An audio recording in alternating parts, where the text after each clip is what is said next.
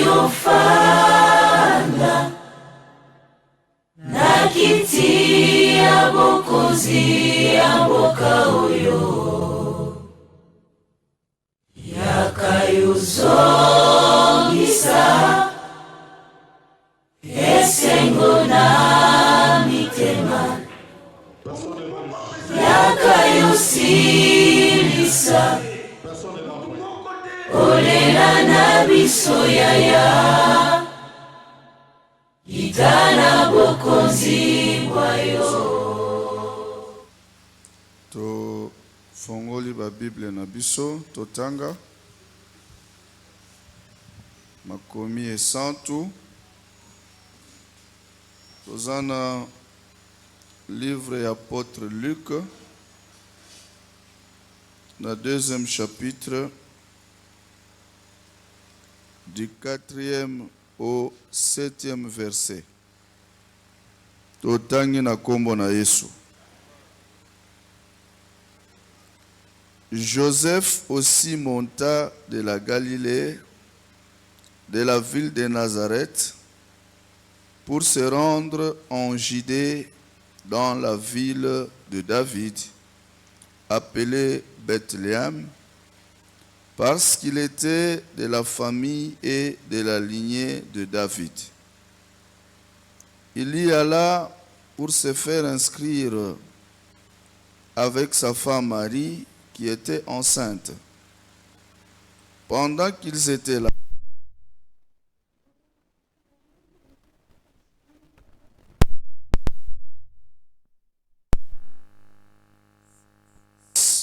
premier-né, et l'enveloppa de linge et le coucha dans une mangeoire parce qu'il n'y avait pas de place pour eux dans la salle de haute.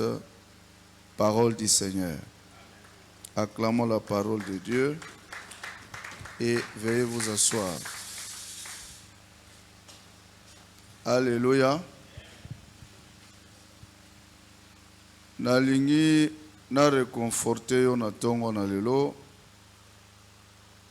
koyebisa yo ete Nzambe alobi na biso prier sans cesse. Alléluia. Tango yiso esengeli tobondelaka. Kobondela ezakaka kufukama te, ezakaka komikangela te.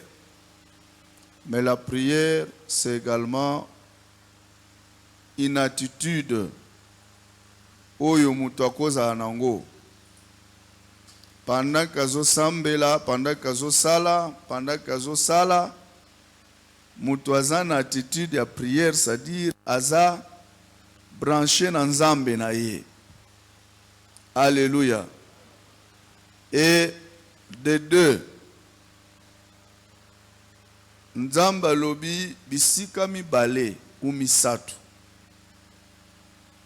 À partir de deux personnes, oyo basangani, bayokani, que babondela, Nzamba lobi azakati na bango. Alléluia. Et donc l'avantage que nous avons ce matin, quel que soit le nombre oyo tozanango, mais lokola tosangani pona Nzambe, tosangani pona koya koluka ye, azali awa, azakati na biso, et il agira de la manière dont il agirait ceux qui foulent ezala kebele. Ce Dieu-là, il est le même. Le Dieu de foule, il est également Nzambe ya moi liboke moko batu. Et donc je voudrais te rassurer, te dire qu'on regrette te, qu'on lobate que non falinga pena vana ngana ndaku batu ba répondre te, toyaka awa pona batu te, mais toyaka pona Nzambe. Malor nazora sireyo ko Nzambe oyo yaka koluka, ye azali awa. Parce que pona ye, korom na ye eza atteint. lokola quorum na ye eza atteint, ye akosiéger valablement pe azali kosiéger valablement. Oyo ye abongisaki mpona biso bana rigini lelo akopesa yango. Akopesa yango na bandeko oyo baye na tongo na lelo. Alléluia. Acclamons le Seigneur.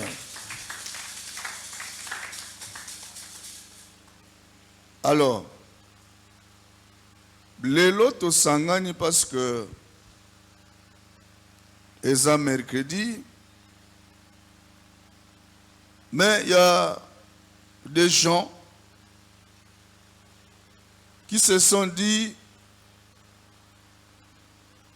Yesu abotama. Toyebi ke Nzambe na biso abotama. Kobotama le 25 décembre, ce n'est pas une évidence que Yesu abotama le 25 décembre. Mais c'est une date conventionnelle. Ya batu bayokana, baloba, le 25 décembre à chaque année, tokobanda ko fêter naissance ya Yesu.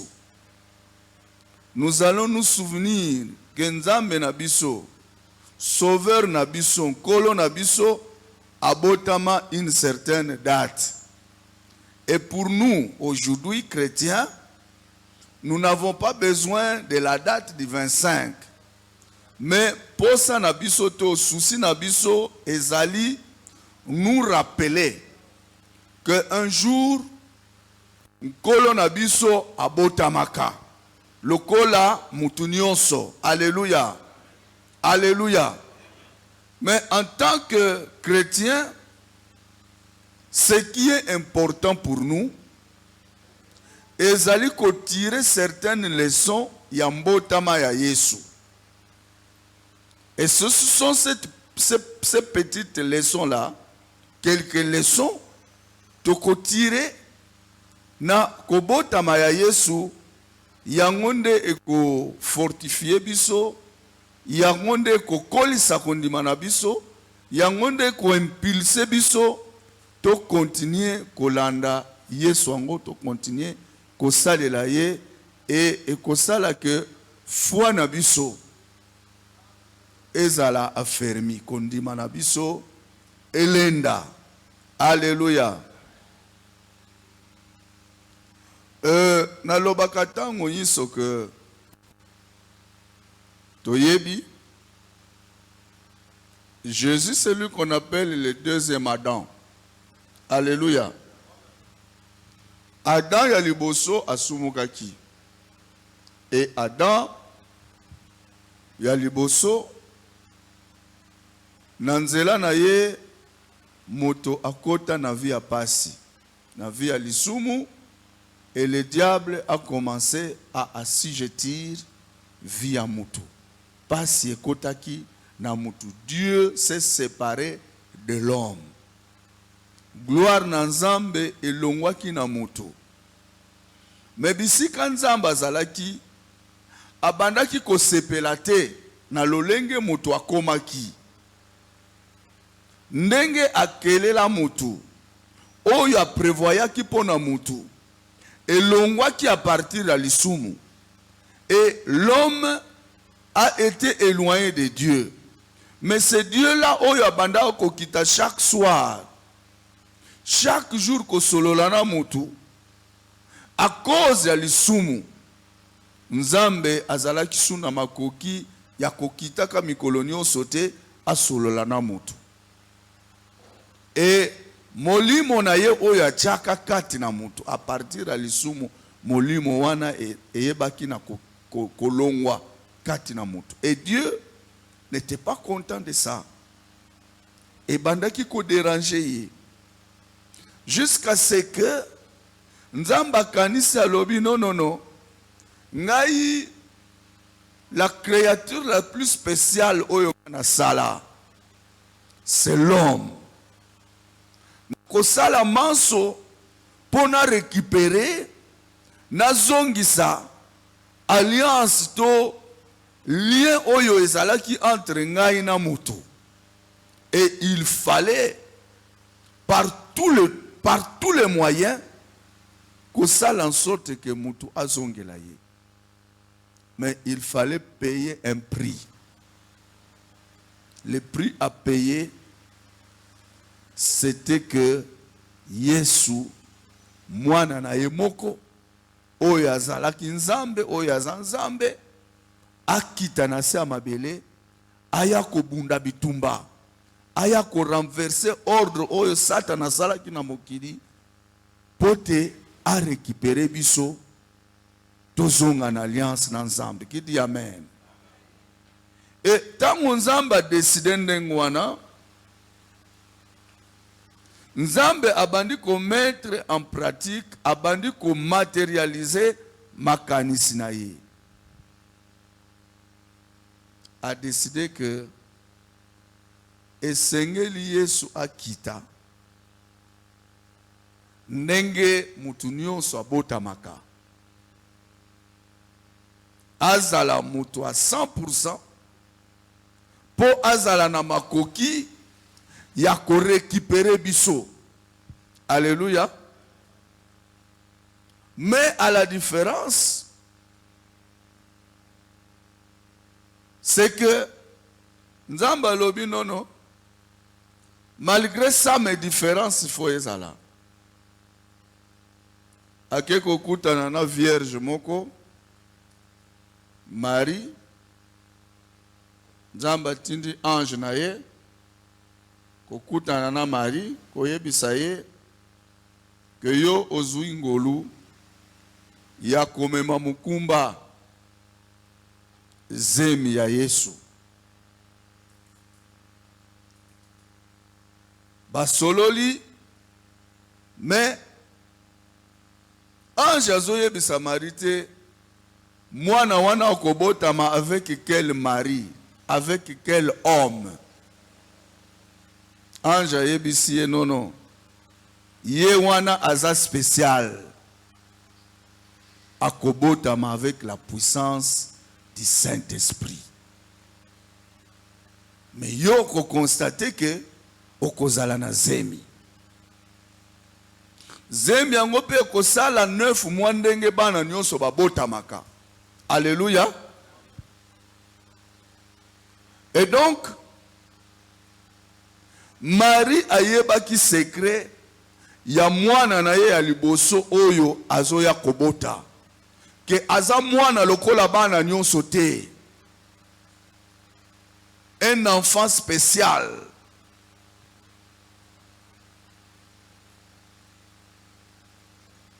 Et les gens bayebaki que na pasi oyo toza nango mutu akoyaka ko délivrer biso, le Messie viendra pour nous délivrer. Le Messie viendra en kozala roi na biso.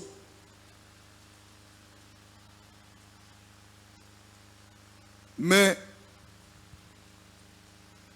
tangu ngonga oyo esengelaki Yesu abotama ikoki,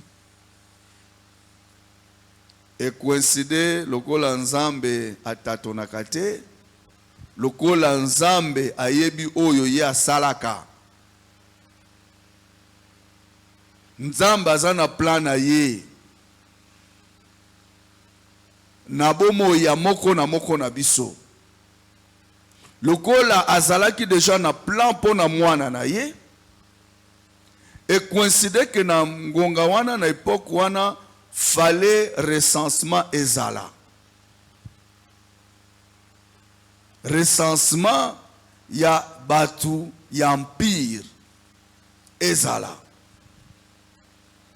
Et les parents, comme ils étaient de cet empire-là, ils devaient également se déplacer, bakende pour un recensement.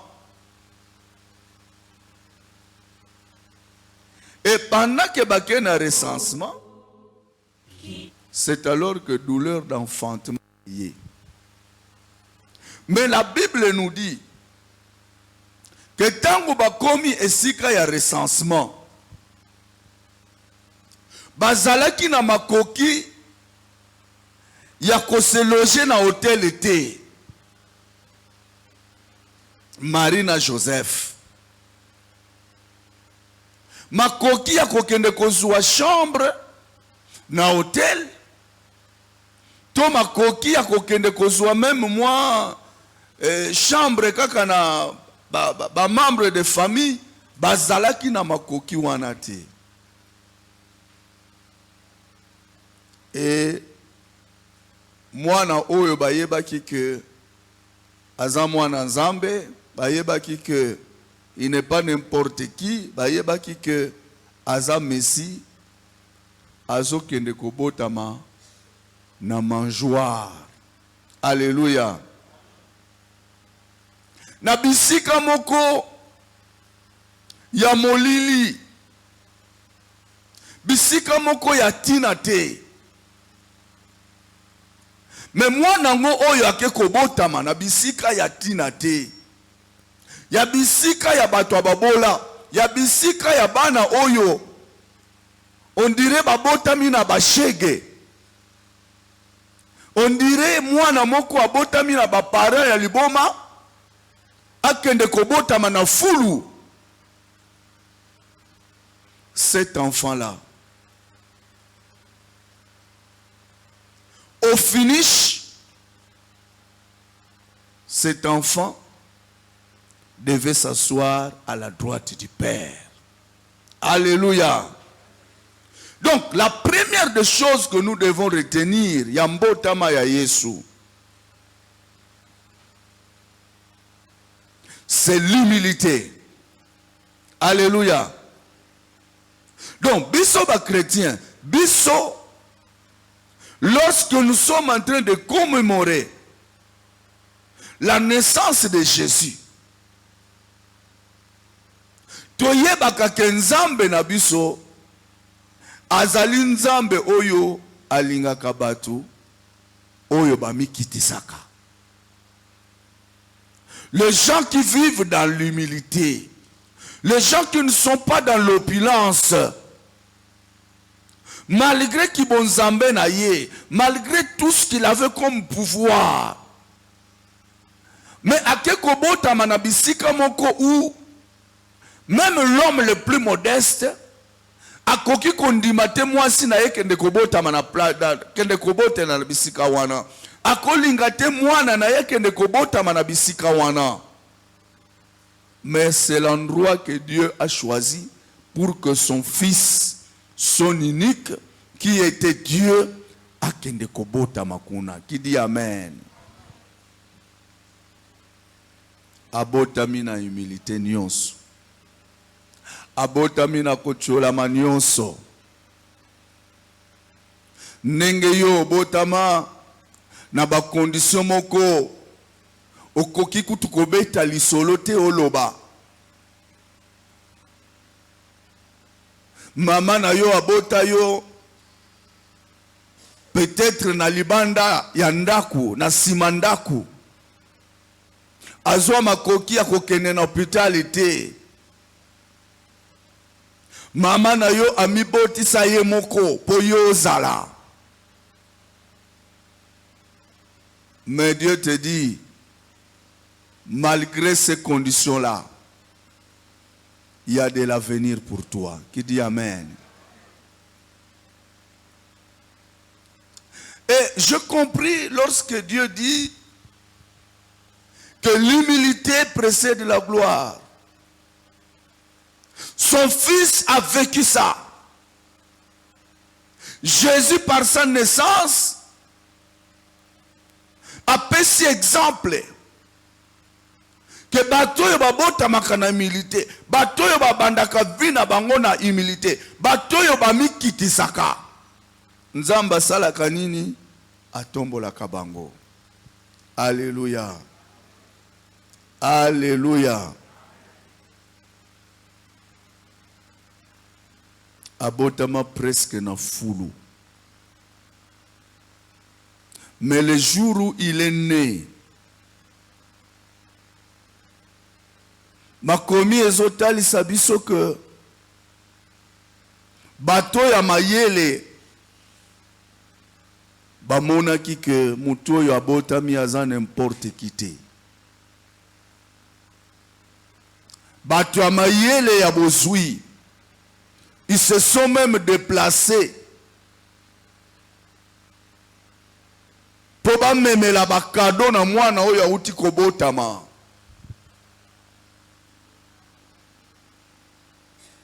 Un roi vient de naître. Mais quand mwana azobotama, un roi, avant à accéder au pouvoir, c'est un prince. Ba prince babotamaka na ba plutôt de 5 étoiles. Alléluia. Roi abotamaka na bisika moko où on prend soin de lui. Ba yebi que mwana oyo, c'est un prince, celui qui va remplacer le roi qui est en place. Et on s'entoure, on l'entoure de beaucoup de soins. Avec plusieurs médecins. Avec tous les dispositifs possibles. Pour akufate. Mais Jésus na liwa na ye, na mbotama na ye, il est ami de brebis. Alléluia. Azanaye ami à ba brebis. Balobi même ba couche ezalaki te. Bazimwa bitendi mama na ye azui bitendi soki apasola ki liputa azipie po azala exposé na malili te. Tala lolenge vi ya mutu oyo aye ko sauver mokili mobimba. Ebandeli ya vie na ye. Alléluia. La Bible dit, nous sommes les imitateurs de Christ. Biso toza batu oyo, toza comme référence Jésus-Christ. C'est lui notre leader, c'est lui notre lampe, c'est lui qui nous éclaire. C'est lui qui nous montre le chemin. Ce matin, je voudrais te faire raisonner ou comprendre que Noël eza kolati sabana bilambate. C'est vrai. Lati sabango, ce qui a eu possibilité à kolati sabango. Parce que nous sommes en train de commémorer Mbotamaya. Notre leader, notre sauveur, notre Seigneur. Mais, Mbotama ya Yesu doit nous rappeler que kotoki ko perdre elikiate. Mbotama ya Yesu doit nous rappeler que Dieu travaille avec les gens qui sont inutiles. Batu oyo babimaka na bisika moko ou bakoki kotia kate. Na bisika où les gens se moquent. Alléluia. Donc celui qui a été souverainement élevé. La Bible nous dit que après avoir accompli sa mission, Dieu l'a souverainement élevé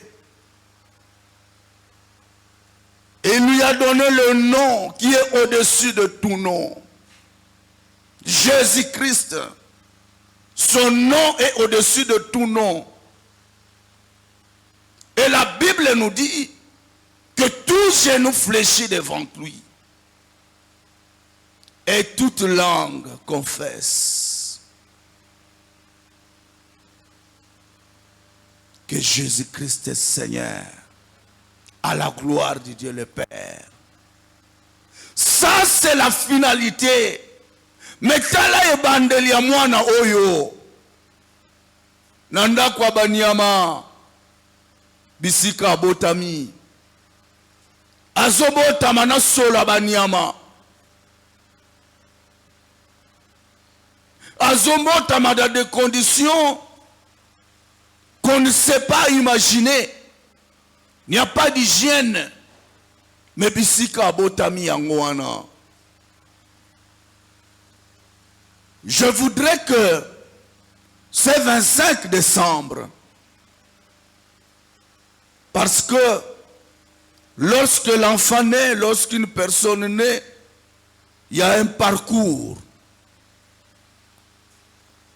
Ce 25 décembre, toi qui es venu, toi qui as eu la grâce d'être ici, nous avons préparé au Kokota en 2025. Qui dit Amen. Nous avons préparé au Kokota en 2025. Kotali sayo que malgré Oyozali, malgré ma condition na yo ya pasi, malgré ozozanga eloko akolia, eloko akolata, malgré kozangi bisika ya kolala,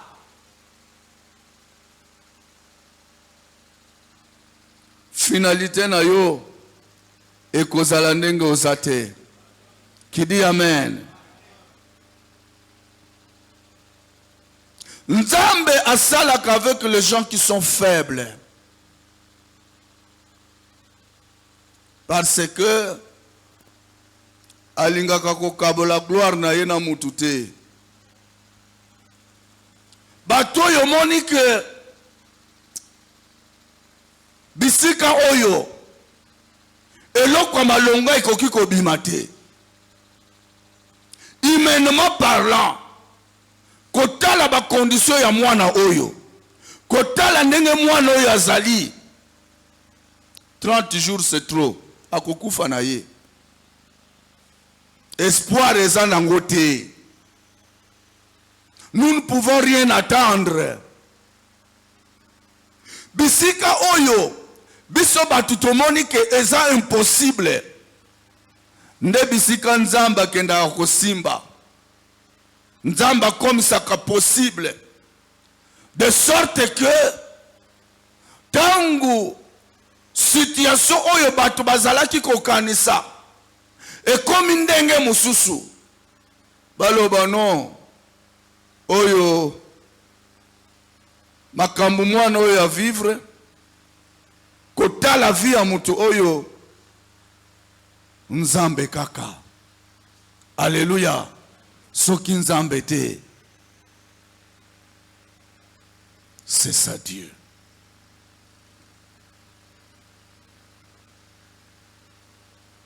Et malgré abotami na ba condition wana, parce que nzamba linga ki abotama ndenge wana,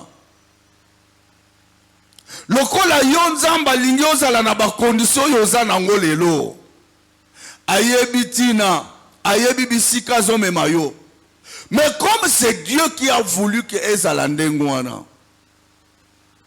quelles que soient les intempéries, quelles que soient les circonstances, o bazobo mabatu, o bakuluna, o guerre, o épidémie, lokola nzambe mutu alingoza na ba condition wana, liwa ekozwa yo jamais. Alléluia. Jamais tu ne seras atteint. Parce que Dieu a une mission. Et pour preuve, moi, na ngotango abotami ba roi maj ba ye ono roi moko abotami awa. Ba ke koyebisa roi Hérode. Roi Hérode a lobi non. Il faut ngapena kende. Kota la roi oyo abotami.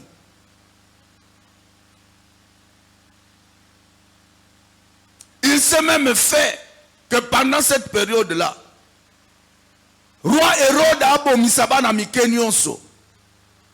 Parce qu'il fallait tuer ce roi-là qui vient de naître. Mais comme il était dans le plan de Dieu, Nzamba bimisa ye attend.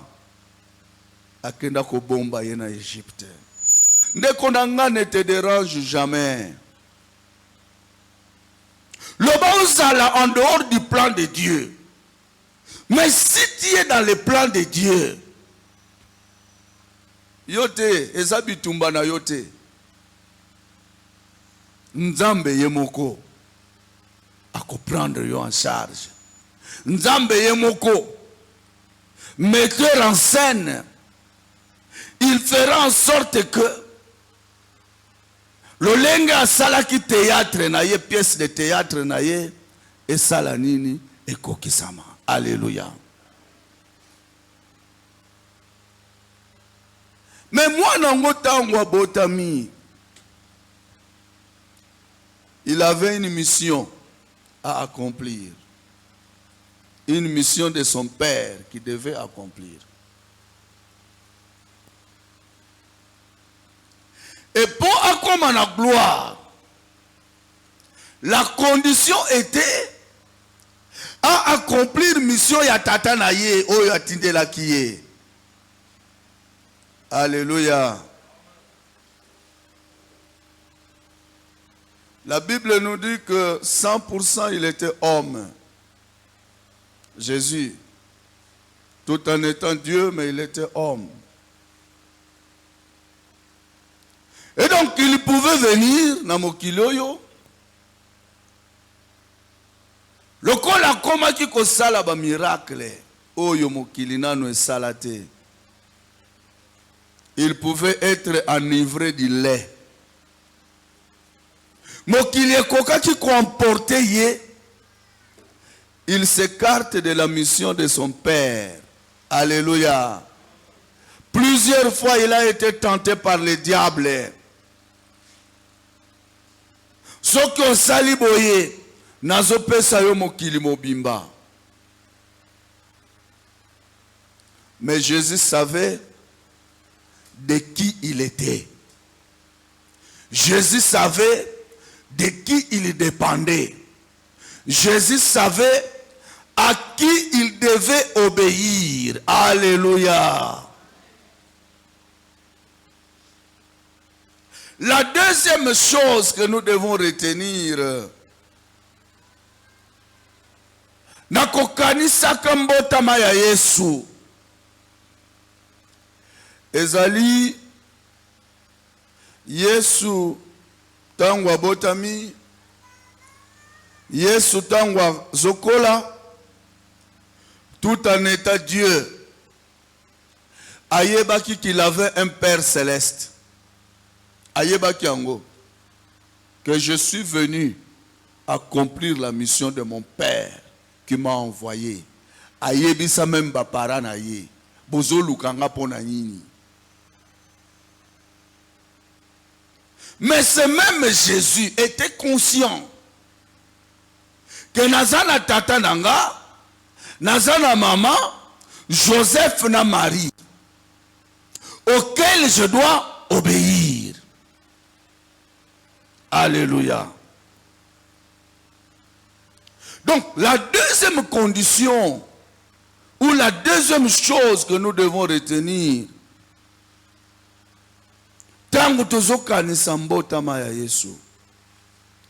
c'est l'obéissance à Dieu. Alléluia.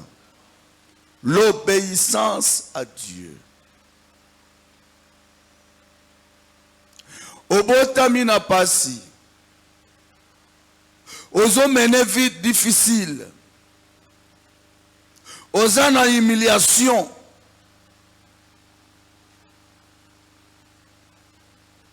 Moyen ba tia yoka ezate.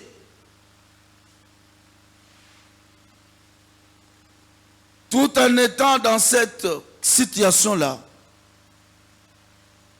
tu dois savoir que Jésus, Oyabotami, il était obéissant et à son père spirituel et à ses parents biologiques, physiques. Alléluia. Pour Yesu comme la gloire.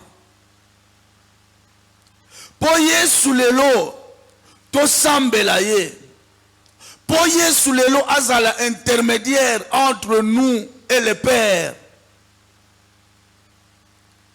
C'est Jésus a payé un grand prix. C'est Jésus qui savait que azoyana mokili po akufa. Un moment il s'est même dit na kokoka comme la coupe yote pour passer les kaki. Ba sete na maboko million ko le kaki. Mais durant toute sa vie, il a obéi à son père. Malgré la souffrance, atikala ko s'écarter na ba ordre ya papa na yete. Malgré mignon ko atikala ki ko décevoir tata na yete. Souligne bien aujourd'hui que tozabana vis-à-vis d'Nzambe na biso. Dieu prend soin de ses enfants. S'il y a un père qui ne faillit jamais dans la prise en charge de ses enfants, c'est le Dieu que nous prions. Alléluia. Lui, il ne faillit jamais. C'est le Père infaillible. Lui ne se trompe jamais. Il ne regrette jamais de la manière dont il nous traite. Parce qu'il sait pourquoi à tel moment, je dois traiter tel de telle manière, tel de telle manière. Il ne le regrette jamais.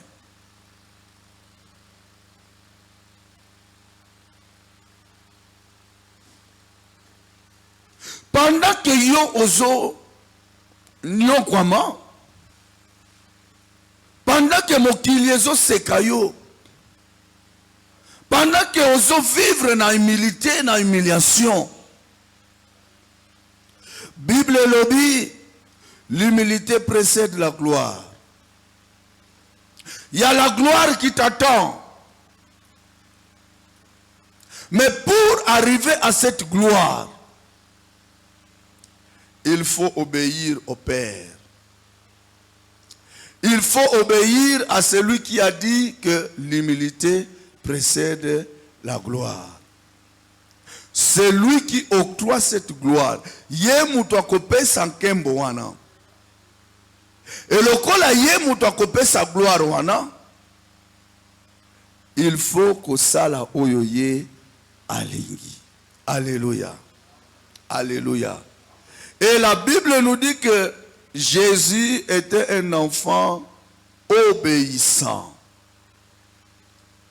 Azalaki kosunga tata na ye, azalaki charpentier. On l'appelait même fils du charpentier. Parce qu'on le voyait aux côtés de Joseph, azo sunga tata na ye na musala wana. Azalaki mwana oyo abandaki ko obéir na maman na ye Marie. 100% homme. Mais ayebaki que il avait une mission que Dieu le Père lui a confiée. Et il a su jouer entre la mission du Père et obéir à ses parents. Obéir à ses parents biologiques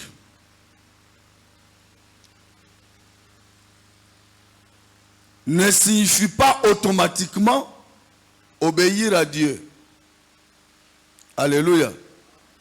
Mais lorsqu'on obéit à Dieu, lorsqu'on est fidèle à Dieu, automatiquement on doit être fidèle à nos parents biologiques. Je me fais comprendre. Mutu oyo a obéissaka na Nzambe. Mutu oyo Nzamba alobi que oui, toi tu m'obéis. Ça veut dire que moi na wana to mutu wana a obéissaka na ba parents na ye biologique.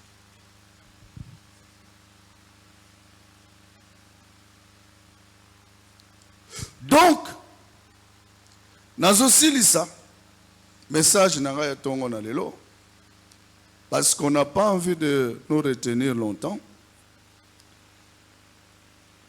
Mais yeba que pour yo okoma na gloire, aux en a besoin de obotama na ba condition ya gloire. Nzambe na biso abotama na bisika ya bameme parce que azanga ki makoki. Or Nzambe azanga ka makoki te. En d'autres termes, andima ki na ye kobotama na bisika wana. Mais soki andima ki kobotama na bisika wana, ezalaki po na ye te, ezalaki po na biso, po na kote ya biso. Kotalisa biso que Dieu, Nzambe, balukaka ye na ba hôtel 5 étoiles te. Nzambe alojaka na ba bisika oya likolo te. Nzambe azalaka effacé. Batumi bale bakokota awa, un fou, un homme bien habillé. Regarde na biso kozale pa ya mutoyo, aza bien habillé. Alors que pour Dieu, aza kati na mutu oyo, aza liboma. Ça c'est Dieu. Bible même ezotali sabiso que Yesu azalaki na éclat mon côté. Mais c'était lui le sauveur. C'était lui le roi. Il reviendra. C'était lui qui devait régner éternellement.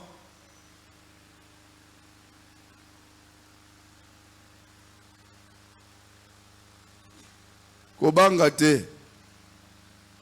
Situation sociale na yo ebangisa yo te. Pauvreté ya libota na yo ebangisa yo te. Pauvreté ya libota na yo est agité yo te. Les conditions dans lesquelles oso vivre et ça la yo pas cité. Une seule condition. Sois fidèle à Dieu. Sois obéissant à Dieu. Malgré pas sinayo. Ne donne pas l'oreille, n'obéis pas à l'ennemi. Reste ferme. Finalité na yo, eza finalité yankembo. Finalité na yo, eza finalité ya gloire. Nzamba koloba na yo lokola lobaki na Yesu. Lokola otosinga tina suka. Lokola ondimi komema croix oyo. Lokola ondimi comme la coupe oyo ya bololo. Lokola osali volonté nanga nyonso ndenge na lingaki. Voilà maintenant ta récompense. C'est pourquoi moi Dieu, je vais t'élever. C'est pourquoi moi Dieu, ngonga na yo ekoki na paso yo moni pona ngai. Na minyoko yo moni pona ngai. Mokile proposa ki yo makambo. Mokile proposa ki yo biloko. Me oboya ki yango. Ondimi konyo kwa mapona ngai. Maintenant, tu peux te réjouir dans la gloire. Acclamons le Seigneur.